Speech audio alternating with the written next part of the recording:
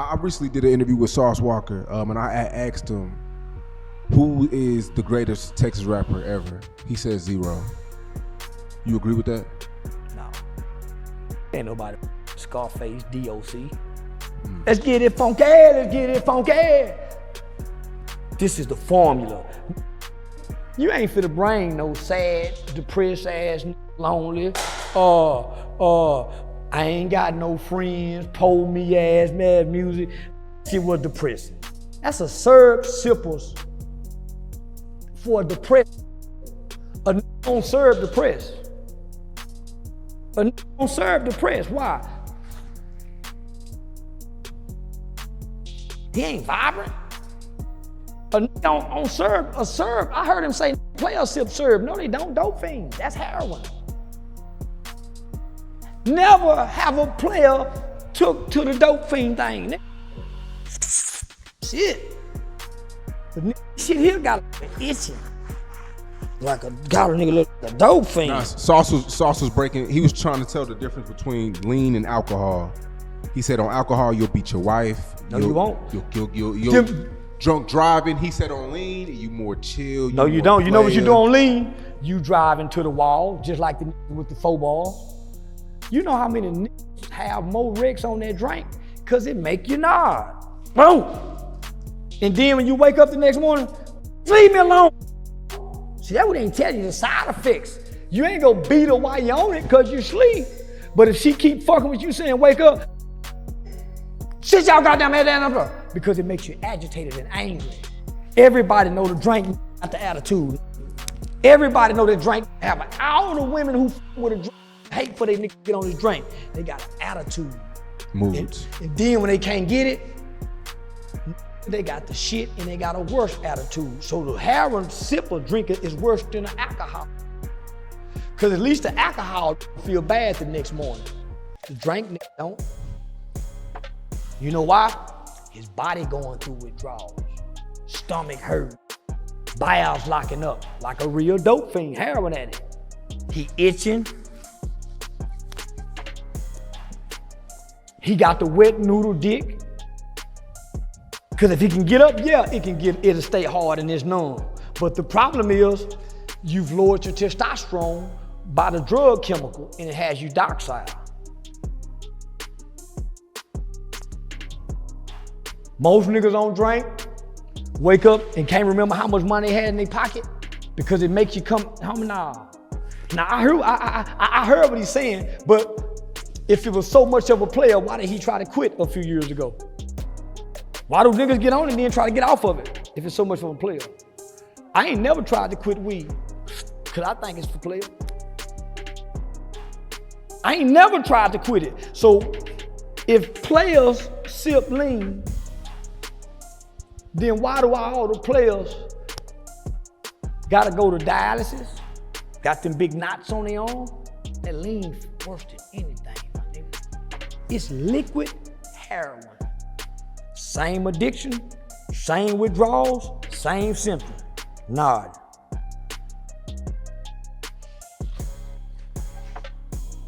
So why you think the California, the Seattle, Washington niggas say, send the indica OG gas down there to the south? They like to be down. All the drugs make him down. Why? Docile, subservient, and weak. When you look at all of our strong soldiers, they be.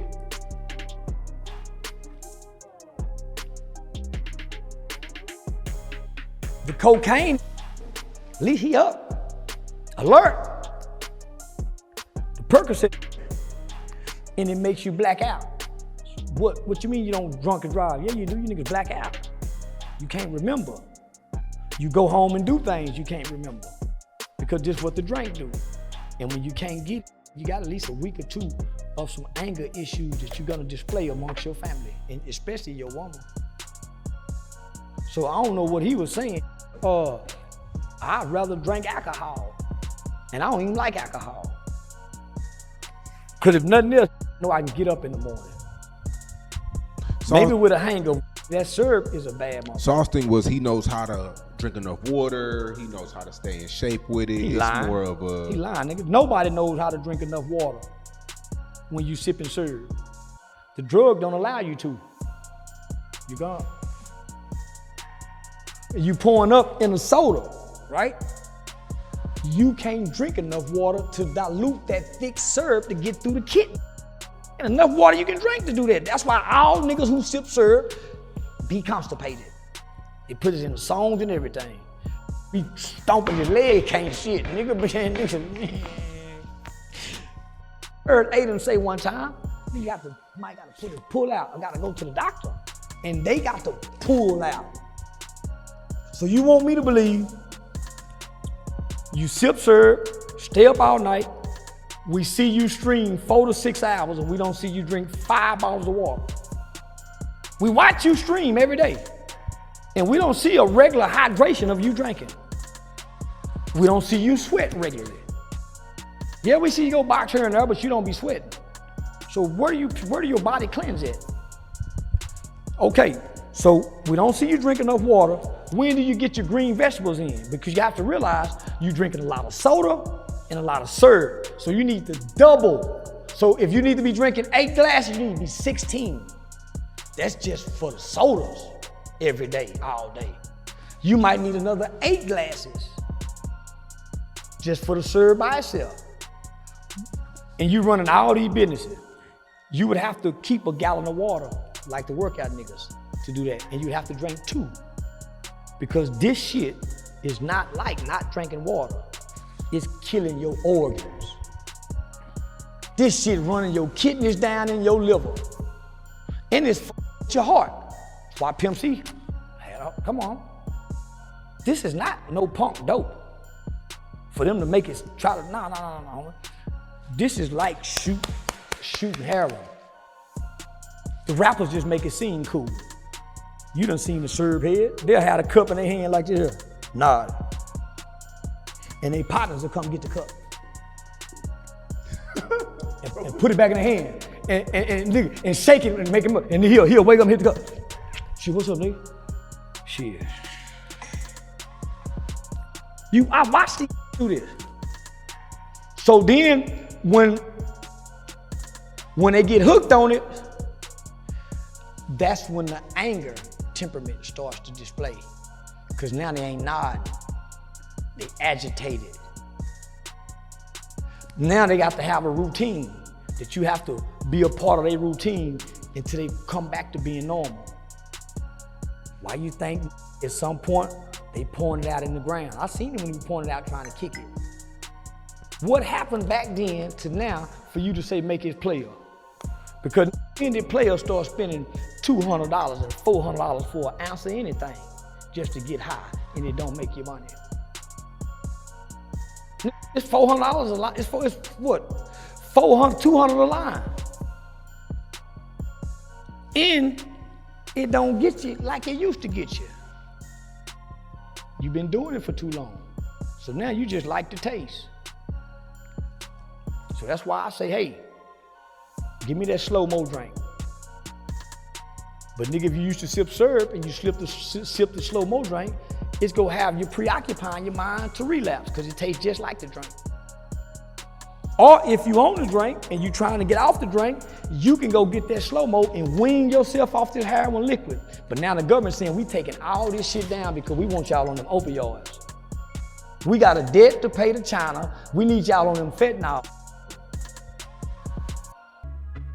So that's why the real activists is $200-$400 line and everybody else got the green with the fentanyl in it. So now, nigga, this is a chemical warfare, literally. So, Sauce, homie,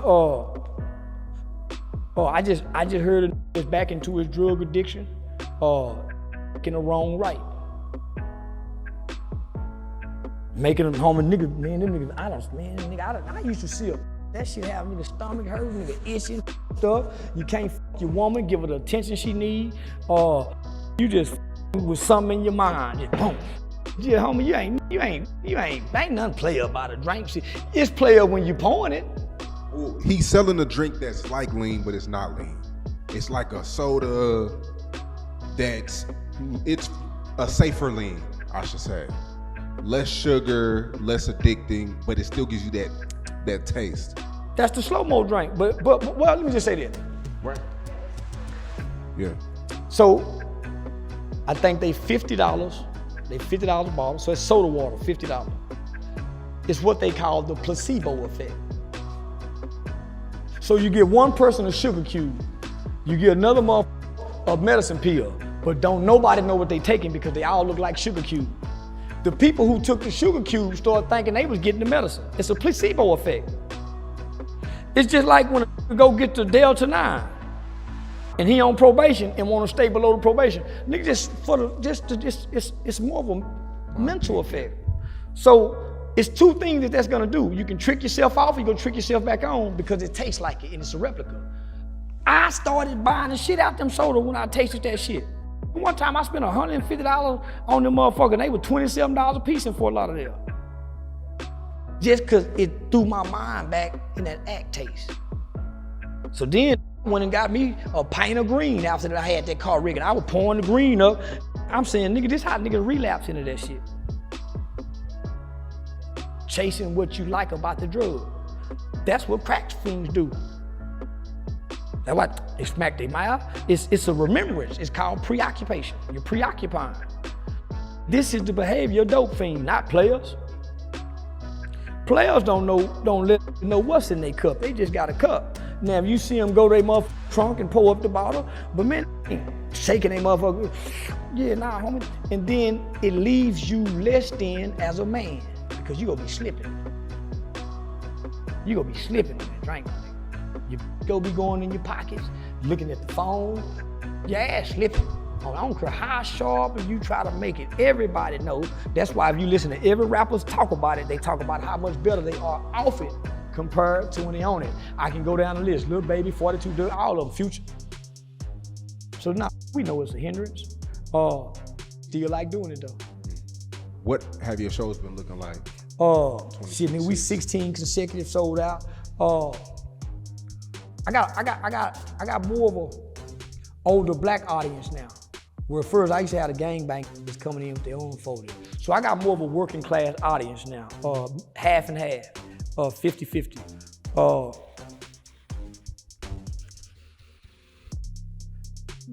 The crowd is more engaging now, so I can with the crowd, where before you can't with the crowd because you don't know what's out there. Now what's coming to see me is real people who enjoy comedy. Yeah, so they're not looking for the internet trolling. They're not looking for the shit talking. They want to hear a message with some punchlines, some timing. I've been working. I've been working and studying, trying to perfect the craft because this ain't the destination. The destination is to become a MC, a master of ceremony. Jimmy Kimmel, Jimmy Fallon, Steve Harvey when they hosted all those award shows.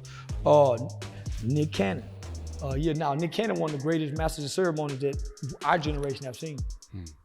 Yeah. Last thing, what advice do you have for Offset? I mean, he's having a rough year. He lost his girl. The new baby daddy won the Super Bowl. Last night he got shot. They say he has a crazy gambling addiction. What advice do you have for Offset?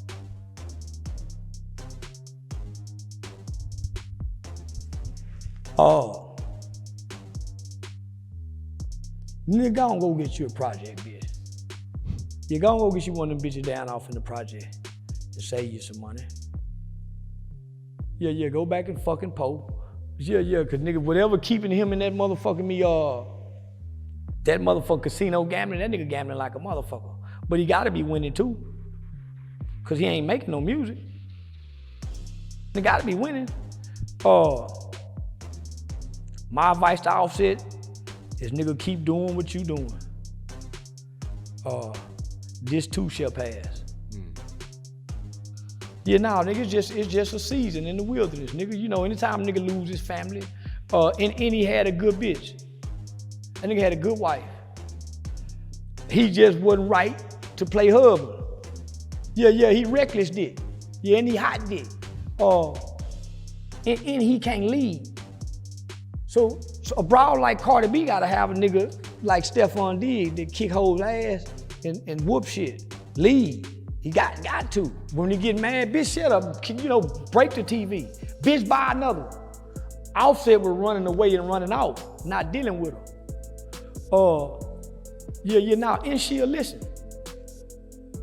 But when I see that nigga, homie, I just say, man, nigga, he know he fucked up between the public shame, the public embarrassment, the breakup between him and Quavo, the death of the other brother, quality control music, nigga, he done lost his identity.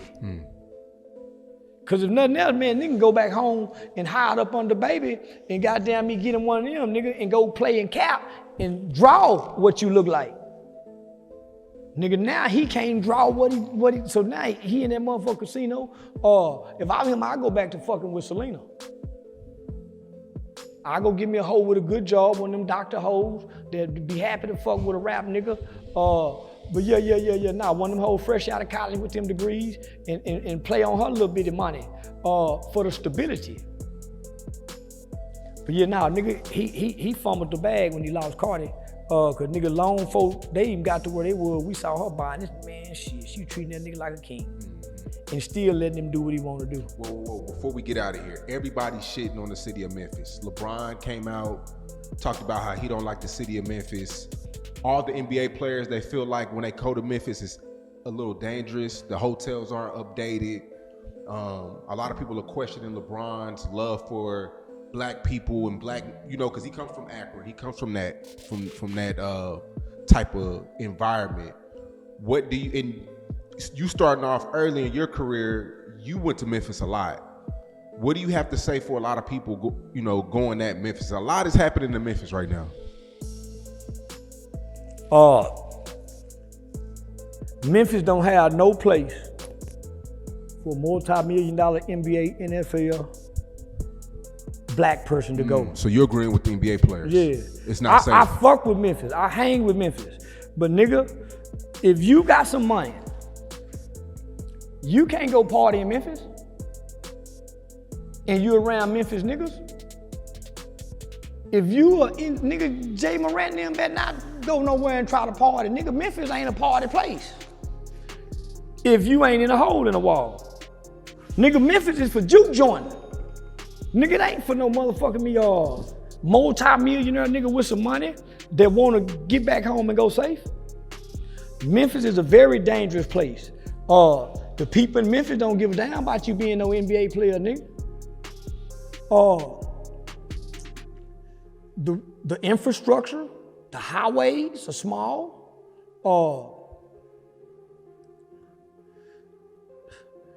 There's no big major skyscrapers where you can, you know what I'm saying? There's not an air view where you can look out into the air. What's that? Broadway or Beale Street? Beale Street. Beale Street. Nigga, Beale Street is set up for white honky-tonk countries. What black establishment where a Kevin Hart, a Tyler Perry, if they come, we have to go frequent with the white people. For one, the level of security gonna be provided. And Memphis know this. They brag about it. Being one of the most deadliest places you can grow up at and one of the most toughest. Memphis people are a rare breed when they leave outside of Memphis. They cut from a different kind of cloth. One that can endure. What's tougher to you, Chicago or Memphis? Memphis. Really? Yeah. Yeah, Memphis.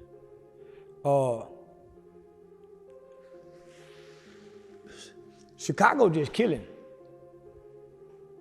Nigga, Memphis hustling, pimping, fighting. Nigga, they trying to live and survive. Chicago just trying to kill. They don't really give a damn about living, it seems like. But nigga, when you go down there in Memphis, nigga, them niggas trying to live the best way they can. Cause they ain't got much. So I started noticing and studying Memphis children before the pandemic when Texas and Tennessee had created a partnership where they started sending juvenile delinquents from Tennessee to Texas.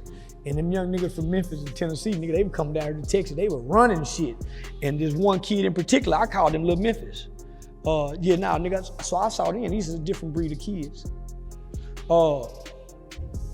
Chicago kids can kill. Memphis kids know how to survive.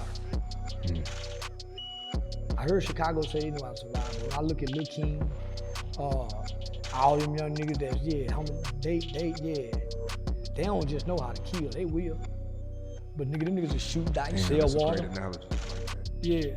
Memphis versus Chicago, two cities with dangerous reputations. But according to Charleston White, one place carries a darker street culture than people realize. He says Memphis, Tennessee has something buried so deep in its environment that even Chicago, the city painted by the media as America's most dangerous, cannot match it. Before anybody shuts that claim down, Charleston wants people to look beyond crime numbers, news reports, and rap lyrics that keep Chicago's image alive. In his view, this is not about which city recorded more killings or shootings over one weekend. He is pointing towards something deeper, a structure and culture that can feed violence, normalize it, and pass that mindset from one generation to the next. That is what makes his argument hit differently. Charleston White is not speaking like someone who only watched street life from a distance. He grew up inside the system, spent time locked up, and survived experiences that shaped how he sees the streets. Now, he is breaking down why Memphis may be more dangerous than Chicago in ways statistics alone cannot explain. He has been around men who lived through situations most people only see on a movie screen. So when he looks at Memphis and says the city is built different, people pay attention. Not because Charleston White is praising violence or trying to scare anybody, but because he believes he is exposing something the media, politicians, and experts avoid or do not understand. That is where his argument begins. Charleston does not view violence as one random event. He sees it as an ecosystem, a cycle shaped by neighborhoods, pressure, history, and survival. When he looks at Chicago, he sees a city where violence is discussed, concentrated in certain areas, and pushed into the national conversation. Chicago has become a political weapon. Republicans mention it, Democrats answer back, celebrities speak on it, and documentaries and podcasts keep breaking it down. There is an industry built around discussing Chicago's street problems. That attention does not automatically fix anything, but it creates pressure, debate, and resistance around the issue. Charleston's point is that Memphis does not always receive that same spotlight, even when its deeper street culture may be just as serious or worse. That national attention forces people to look. It brings resources, cameras, pressure, and leaders demanding answers. Charleston White's argument is that Memphis does not receive that spotlight. When violence rises over a weekend, Memphis may not dominate social media, attract press conferences, or become the center of national debate. That silence is what makes his point feel heavy. He believes problems can grow worse when they stay hidden and communities feel nobody is watching. A lack of attention does not mean a lack of violence. In his view, it can allow the cycle to keep moving with less resistance. Then come the numbers, because they cannot be ignored, even if they reveal only part of the picture. Memphis has roughly 600,000 residents and has appeared near the top of per capita violent crime rankings in the United States. Per capita is the key phrase. It compares crime rates while accounting for population size, creating a balanced comparison. Charleston's point is that, by that measure, Memphis can show a higher rate of violence than Chicago, despite receiving far less national attention. Chicago is a huge city with more than 2.6 million people, so its raw crime totals can look overwhelming. But once the comparison is adjusted per 100,000 residents, Charleston White argues that Memphis repeatedly rises near the top. His point is not only that the numbers look serious, it is that the problem receives far less national attention, and that lack of visibility can become another layer of danger. But Charleston does not stop at statistics, because his argument is really about human behavior, pressure, and the street codes people learn in unstable environments. When he speaks about Memphis, he describes a form of poverty that goes beyond money. He is talking about broken expectations, limited opportunity, weak consequences, and generations growing up without enough hope. In his view, that kind of environment can change how some people judge risk, survival, and the value of another person's life. That does not define everyone in Memphis, but Charleston believes certain neighborhoods have been left dealing with these conditions for so long that the damage has become deeply rooted. In every place where violence happens, there is a calculation being made. People weigh what they might gain against everything they could lose. In communities where people have jobs, families, respect, and plans for the future, that calculation usually pulls them away from trouble because the price is too high. But when someone feels like they have almost nothing left to protect, the whole equation flips. Charleston White argues that parts of Memphis have been trapped in that mindset for generations. Young men may grow up watching fathers, uncles, and older brothers make the same choices, follow the same street rules, and reach the same conclusion. When tomorrow feels distant or impossible, tonight becomes everything. A quick decision, a moment of disrespect, or a burst of anger can suddenly matter more than where somebody will be 10 years from now. That is a dangerous cycle for any neighborhood to carry. Charleston says this is the mentality behind what he calls Memphis-style violence. Not something born overnight, but something repeated until it feels normal. Charleston separates Memphis from Chicago not only by location, but by temperament. In his view, Chicago's gang culture has more structure. That does not make gangs acceptable or safe, but structure can create a certain level of predictability. There may be rules, ranks, boundaries, defined territory, and specific ways disputes are handled. In a broken sense, there can be order inside the chaos.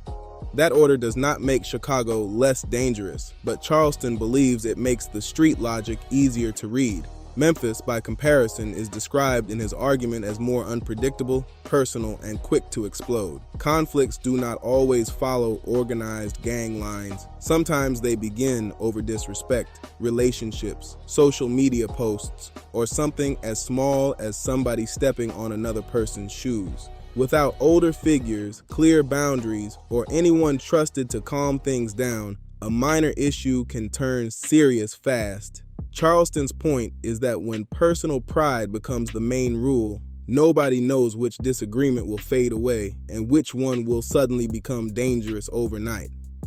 A small insult can turn into a shooting, and one shooting can spark a neighborhood conflict.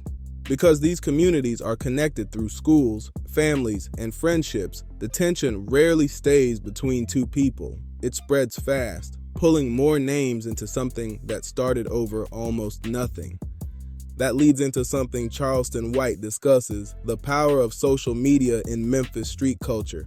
Every city deals with online arguments, but Charleston says Memphis has developed a pattern of public disrespect. Someone posts a video, goes live, calls out a name, or embarrasses another person publicly, and the pressure to answer becomes intense. Where reputation feels like a young man's main form of respect, staying quiet can be mistaken for weakness. That does not mean violence is automatic, but Charleston argues some people feel pushed to react before the internet labels them soft or makes them a target. Once both sides start posting, responding, and bringing others into the drama, the conflict becomes harder to calm down. In Charleston's view, social media does not simply report the beef. It speeds it up, makes it public, and keeps the cycle moving long after the original insult should have ended. Charleston White argues that every violent act can become content online. Funerals turn into backdrops for new threats. Memorial posts trigger more arguments, and private grief gets dragged into public view. The internet rarely gives anger time to cool because clips, comments, and live streams keep old tensions alive long after they should have faded. But the deeper issue is economic, and Charleston says the violence cannot be separated from that reality. Memphis has struggled with serious poverty, while some neighborhoods face neglected infrastructure, limited school funding, weak access to mental health support, and too few jobs that offer stable pay or a realistic path forward. When legal opportunity disappears, something else steps into the empty space: Charleston's point is that the street economy can begin looking like the fastest way to survive, whether through drug sales, robbery, or other illegal activity. That does not excuse the choices being made, but it helps explain why the same cycle keeps returning. In neighborhoods where violence is already concentrated, limited options can make risky decisions feel normal, especially when young people see few examples of another route that works. Charleston White says he understands this environment because he lived inside it. He does not romanticize the streets or excuse the damage, but he explains the pressure with a clarity that people who have never experienced deep generational poverty may struggle to understand. When a young man in Memphis has never seen a path forward, never met a mentor who escaped the cycle, and never attended a school that prepared him for opportunities, the street may not feel like a career choice. It can feel like the world available. Stay surrounded by that environment long enough, and its rules can begin shaping how a person thinks, reacts, and survives. Charleston argues that mainstream conversations often focus only on the individuals committing violence while ignoring the conditions that help produce the crisis. In his view, Memphis did not reach this point by accident. He connects it to decades of housing discrimination, families and investment leaving neighborhoods, weakened public schools, limited opportunity, mass incarceration, and drug policies that punished communities without fixing the poverty underneath them. His message is not that people have no responsibility for their actions, but that blaming young men alone ignores the bigger machine that failed them long before violence became part of their lives. Charleston White argues that none of this happened by accident. It came from policy choices made by people with power. In his view, the young man involved in violence in North Memphis is not the beginning of the story. He is the result of decisions made over generations by leaders who never had to live with the fallout. That is why Charleston speaks about Memphis differently. He says the city never received the same political attention, advocacy network, or long-term investment that places like Chicago gained during their hardest years. Chicago still struggles, but it also has powerful political organizations, wealthy donors, nationally connected community groups, major universities, hospitals, and corporate headquarters that can bring money and pressure into the conversation. Memphis, by comparison, can feel more isolated. Charleston's point is that when local institutions have fewer resources and less influence, communities are left fighting deeper problems with far fewer tools. Memphis also has a quieter political voice nationally, so its problems can grow without the same public pressure. Charleston White argues that this silence allows the city to suffer while the rest of the country notices less. Geography adds another layer. Memphis spreads across a large area, while its police department must cover neighborhoods with limited staff and resources. Like many mid-sized cities, it has faced challenges recruiting and keeping officers, leaving coverage stretched thin. In some high-risk areas, residents may feel help takes too long to arrive. In street conflicts, that delay can change everything. When people believe they are on their own, they may stop expecting authorities to settle disputes. Communities with long histories of mistrust toward law enforcement can start handling problems internally before officers appear. Charleston's point is that slow response, weak trust, and limited resources create a dangerous gap where tensions can grow quickly and retaliation may happen before anyone steps in to calm the situation. Charleston White talks about the relationship between Black communities and law enforcement with more nuance than people expect. He is not simply taking a pro-police or anti-police side. Instead, he argues that the issue is messy, painful, and built on years of broken trust. In cities like Memphis, Charleston says unfair or ineffective policing can leave residents feeling that calling for help will not protect them. When people stop believing legitimate authorities will handle a conflict fairly, some may turn to street justice. Situations that could have been stopped early then become personal, and violence becomes the answer. That creates a brutal loop: more distrust, more retaliation, more violence, then even deeper distrust. Charleston sees Memphis as trapped inside that cycle. The hardest part is that the same families can be harmed from both directions. A grandmother may watch one grandson get treated unfairly by police, then lose another grandson to violence from the next block. Either way, she is left carrying the pain. That layered loss is what Charleston wants people to understand. His point is that failed trust and neighborhood violence are not separate problems. They can feed each other, leaving ordinary families stuck between two dangers with nowhere safe to turn today. Charleston White has also spoken about the music, because you cannot break down Memphis without discussing its rap culture. From 3 6 Mafia to Young Dolph and Yo Gotti, the city created an influential street sound, dark, hypnotic, raw, and never afraid to speak about death, survival, or revenge. Charleston makes a controversial point here. He argues that the music does not only reflect the environment it comes from. In some cases, it can also send those same messages back into the neighborhood. When songs repeatedly connect respect with retaliation or make reckless living sound normal, younger listeners developing their identity may absorb that image without fully understanding the real consequences behind it. But Charleston is not saying the music should be banned, and he is not placing every violent act on the artists. His argument is more layered than that. He believes culture, music, and the streets can become locked in a feedback loop. Artists describe the pain, pressure, and codes they witnessed growing up. The music then travels back into the same blocks, where some listeners may treat those lyrics like instructions instead of storytelling. That is the uncomfortable part of his message. The streets shape the music, but once the music becomes popular, it can also help shape how respect, toughness, survival, and conflict are understood inside the streets. That feedback loop can hit hard, especially in Memphis, where the music has often carried a darker and more fatalistic tone than almost anywhere else in the country. Charleston White argues that when pain, revenge, and survival keep feeding one another, the consequences can spill far beyond the music. Young Dolph's murder in 2021 shook Memphis deeply. He had built his career from the ground up, survived earlier attacks, became one of rap's most successful independent artists, supported his family, invested in his community, and created something real. Then he was shot and killed in broad daylight at a cookie shop in his own city. After his death, the grief was followed by more tension, rumors, and violence across the community. Charleston's point is that when people feel pressure to answer pain with retaliation, and when healthy outlets for grief are weak or missing, one tragedy can create the conditions for another. Violence begins answering violence, and the cycle gets harder to break.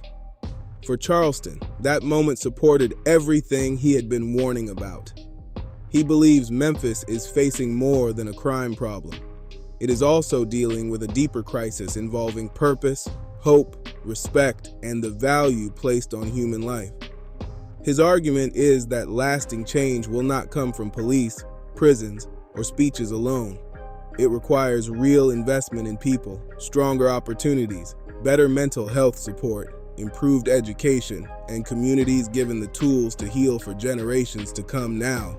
Until real change reaches the people who need it most, Memphis will remain one of America's most dangerous cities, a place where the pain is loud inside its neighborhoods, but barely heard across the country. Charleston White does not end this kind of conversation with hopelessness.